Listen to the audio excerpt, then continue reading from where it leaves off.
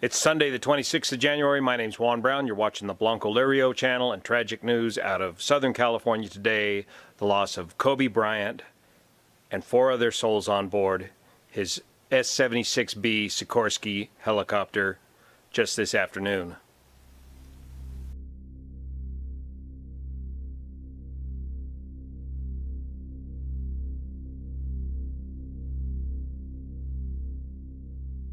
We just had a weather front pass through California here. In Northern California, this weather front produced almost 2 inches of rain. In Southern California, at the scene of the accident, this produced some low ceilings and mountain obscuration along the flight plan path that this accident occurred.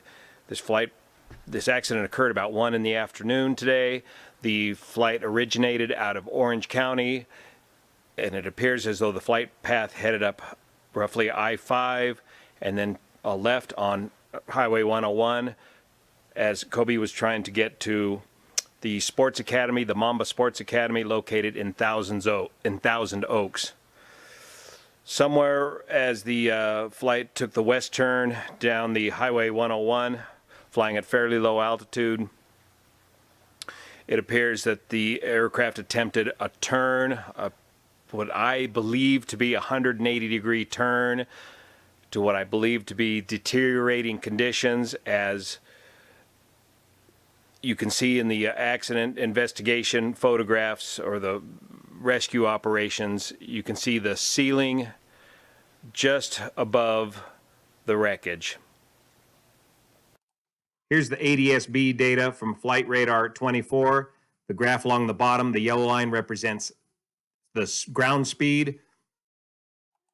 The Sikorsky S-76 is capable of 150 knot cruise speed, which you can see on the graph, and then he slows down to nearly 50 knots during a portion of the route of the flight. The ADS-B altitude is shown in blue and reaches only about 1,000 feet throughout much of the flight, with a sharp climb at the very end.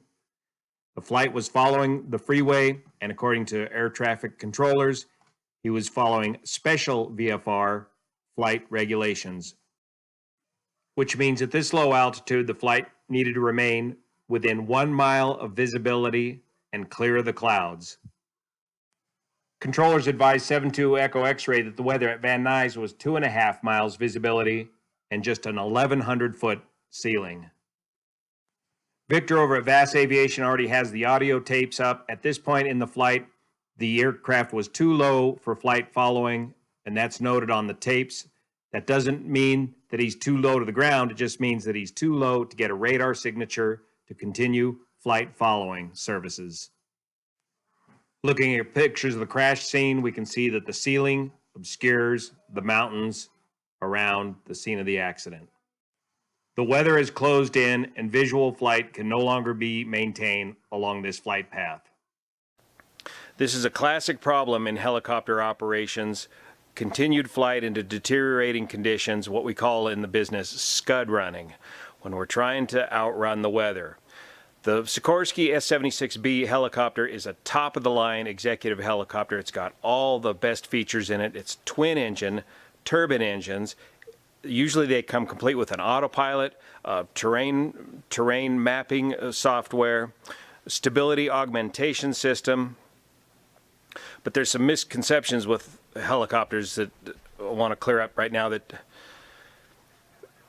tend to lure helicopter pilots into scud running type of operations, because they can fly low and they can fly slow, but you cannot simply stop a helicopter in IMC or in the clouds and attempt to hover and get yourself out of a situation. You need to continue to fly the helicopter like an aircraft, particularly in IMC or IFR conditions. We don't know who was flying the helicopter at the time and what his ratings were and what his currency was with instrument conditions.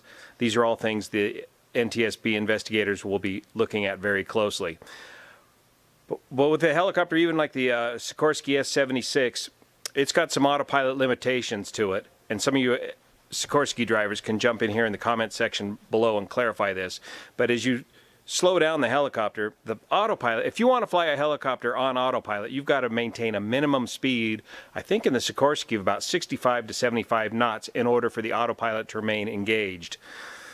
Below that, the autopilot will simply kick off. So you do not have the autopilot safety feature if in the event that you get into inadvertent instrument conditions, if in the event that you inadvertently fly into the clouds. You need to be able to see reference to the ground in a helicopter in order to hover. You cannot simply hover in instrument conditions because as you are flying on instruments, you have the three basic vectors, if you will. You've got your altitude, your airspeed, your bank angle, and your heading. Once you are hovering, you no longer have reference to drift. If you are drifting left or right or even backwards, that cannot be easily detected on instruments. So you cannot easily stop in the event of a emergency climb into the clouds and hover or get your way out. You have to climb out of the situation. You have to maintain forward airspeed. And looking at the ADS-B data, it looks like this aircraft initiated what appears to me to be a 180-degree turn to escape the weather and climb, and at the very end of the data, it looks like possibly entered IMC conditions and tried an emergency climb through the instrument conditions, through the clouds, to try to get to better conditions on top, or at least get away from the terrain. Unfortunately, the clouds obscured the mountains. That means the clouds were below the tops of the mountains, right about where the accident happened. So weather is going to be one of the big things that investigators are looking at in this accident. This is very similar to a case that NTSB is investigating that happened just a few weeks ago or a month ago over in Hawaii. These are all too common accidents in helicopter operations.